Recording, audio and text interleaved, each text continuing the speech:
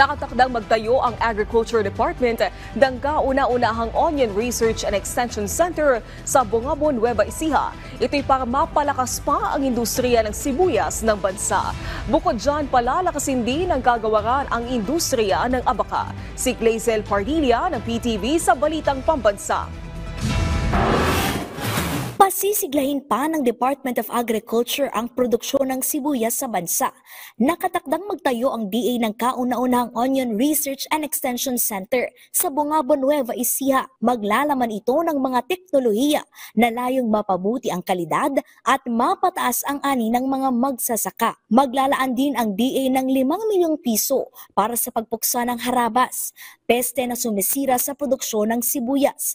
Mahalaga ang mga hakbang na ito para mapataas ang supply ng sibuyas at mas maging abot kaya sa mga consumer. Kasabay nito, tiniyak ng pamahalaan ang paglaban sa smuggling na nakaapekto sa kabuhayan ng mga lokal na magsasaka.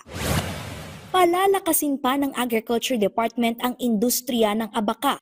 Hihilingin ni Agriculture Secretary Francisco Q. Laurel Jr. sa Bangko Sentral ng Pilipinas na muling pag-aralan ang desisyon sa pagtigil ng paggamit ng abaka sa paggawa ng pera. Hihikayatin din ng Department of Foreign Affairs na gumamit ng abaka sa pasaporte at iba pang dokumento na ini-issue ng pamahalaan. Ayon sa Philippine Fiber Industry Development Authority, mahalaga na suportahan ng abaka industry. Hindi lamang kasi ito pride ng Pilipinas, kundi pinagkukuhanan din ang hanap buhay ng maraming Pilipino. 86% ng kabuang produksyon ng abaka sa buong mundo noong 2023 ay mula sa Pilipinas. Papalo naman sa $139 million ang kita ng bansa mula sa pag-export ng abaka mula 2014 hanggang 2023. Mula sa PTV, Glaizel Pardilla, Balitang Pambansa.